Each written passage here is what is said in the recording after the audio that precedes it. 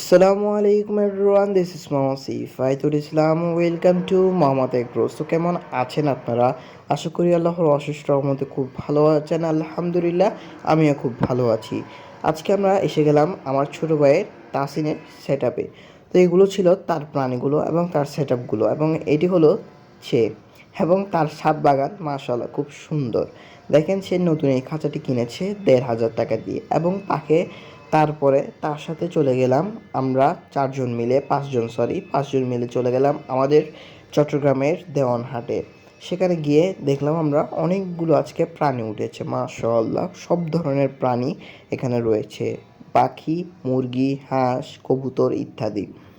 এবং তারপর আমরা ঘুরে ঘুরে দেখলাম আরও কী কী রয়েছে। দেখেন মাশাআল্লাহ, কত জাতের যে কবুতর উঠেছে আজকে বলে লাভ নাই। এবং এটি হলো আমি, এবং তারপরে আমার ফ্রেন্ডসরা একটা ছেলেদের থেকে মোলামুলি করতেছিল, মানে পাখি নিবে তারা। এবং দেখেন কি সুন্দর সিল্কি মুরগি, যেটা বলি বাসা লাভ নাই। মাশাআল্লাহ, মাশাআল্লাহ অবশ্যই বলিয়েন। এবং তারপর দেখলাম কিছু মুরগি, টাইগার মুরগি, ফাউমি, কক, এগুলো আর কি। এবং দেখেন মাশাআল্লাহ কত কিউট কিউট বাচ্চাগুলো। এবং আমরা সেদিন কিন্তু কিছু বাচ্চাও কিনছিলাম, কোয়েল পাখি এবং বাচ্চা মুরগির, টাইগার মুরগির। তো দেখেন মাশাআল্লাহ আরও সুন্দর সুন্দর কিছু কবুতর। আর দেখেন এখানে ফাউমি মুরগি আছে, কিন্তু খেয়াল রাখেন এটা। এবং দেখেন এখানে কিন্তু বেজিং বলে, এগুলো বোজিং হাঁস। এবং এখান থেকে আমরা কিন্তু 14টা বাচ্চা কিনেছিলাম। এই যে এখন মুরগিগুলো দেখেছেন, সেখান থেকে প্রায় 14টা মুরগি আমরা কিনছিলাম।